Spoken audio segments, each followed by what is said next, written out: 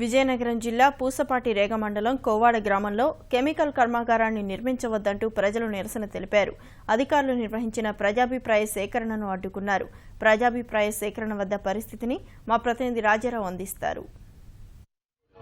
పూసపాటి రేగ మండలం కోవాడ అగ్రహారంలో ఫార్మాస్యూటికల్ కంపెనీని పెట్టొద్దంటూ ప్రజలు వ్యతిరేకిస్తున్నారు. ఇక్కడున్న గ్రామస్తులందరూ కూడా దీనివల్ల ప్రజలకు నష్టం జరుగుతుంది, పర్యావరణానికి కూడా ఇబ్బంది కలుగుతుందని, మా ప్రాణాలకు ముప్పుగా ఉంటుందని ఇక్కడ వద్దని చెప్పి అందరూ కూడా వ్యతిరేకిస్తున్నారు. ఇక్కడ మహిళలు కానీ పురుషులు కానీ ఇక్కడ అందరూ ప్రజలందరూ ఏకదాటి మీద దీన్ని నిరసన తెలుపుతున్నారు. దీని మీద వచ్చిన అధికారులు కూడా ప్రజాభిప్రాయ సేకరణకు వచ్చారు. అందరూ కూడా అధికారులు కూడా దిగ్బంధం చేశారు. ఎవరిని కూడా పోలీసుని ఎవరిని కూడా రావద్దంటూ ప్రజాభిప్రాయ సేకరణ జరగడానికి లేదని ప్రజలందరూ వ్యతిరేకిస్తున్న ఈ పరిస్థితుల్లో ఇక్కడ ఏర్పాటు చేయడానికి వీలు లేదంటూ వీళ్ళందరూ కూడా అంటున్నారు. ఇక్కడ మహిళలు ఉన్నారు, పెద్ద ఎత్తున నిరసన తెలుపుతున్నారు. వాళ్ళని అడిగి తెలుసుకుందాం. అమ్మ, ఎలాంటి ఇబ్బందులు ఉంటాయి ఇక్కడ ఏర్పాటు చేస్తే?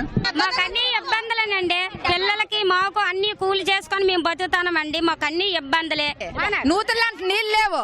ఎమ్మెల్యే వల్ల అక్కడ కంపెనీ తయారవుతుంది కాబట్టి మాకు ఉద్యోగాలు ఇస్తేనే అక్కడ కంపెనీ నిర్మాణం జరుగుతుంది. ఆ భూముల వల్ల మనుషులు జబ్బులు కూడా వచ్చేస్తాయి, మనుషులు కూడా చచ్చిపోతారు. ఆ మందుల వల్ల మరి రాధా ప్రాధక సంపద ఏట ఇవ్వాలి కదండి. 100 ఇచ్చి 50 ఇచ్చి 5 ఇచ్చి 10 ఇచ్చి మా భూమి నోకోరు. మా ఆధారంగా మా పిల్లలకు ఉద్యోగాలు, మా పిల్లలకి ఏదో ఆధారం పెట్టాలా, మాకేదో ఆధారం పెట్టాలా. చుట్టుపక్కల కంపెనీలు ఉండడం వల్ల చాలా ఇబ్బంది పడుతున్నా. పొల్యూషన్ ద్వారా చాలా ఇబ్బంది పడుతున్నా అనారోగ్యంగా. వాటర్ మాత్రం మా ఊరు పైకి రాకుండా ఏదైనా ముందుగా వచ్చే వాటర్ బయటకి ఎట్టే చెత్తగా పోవటట్టు చూడాలి. ప్లస్ మావి ఆ కంపెనీల ద్వారా మేము ఎంత అనారోగ్యపాలు ఇప్పటికి కూడా మా ఊర్లో చాలా మందికి బాగోట్లేదు. కనీసం ఈ కంపెనీల ద్వారా వచ్చే వాటర్ వల్ల మా చెరువులు అంటే వస్తుంది. చుట్టూ మా ఊరు బాటు చుట్టూ కంపెనీలు ఉన్నాయి. మా ఊరు డౌన్లో ఉండడం వల్ల ఒకటి మైలాన్ ఒకటే నెంబర్ 1 కంపెనీ మైలాన్ మా ఊరికి ఆనుకునే ఉంది. అయితే వాళ్ళు ఏంటంటే వచ్చినటువంటి వ్యర్థాలన్నీ మా ఊరి మీద వదిలేస్తున్నారు.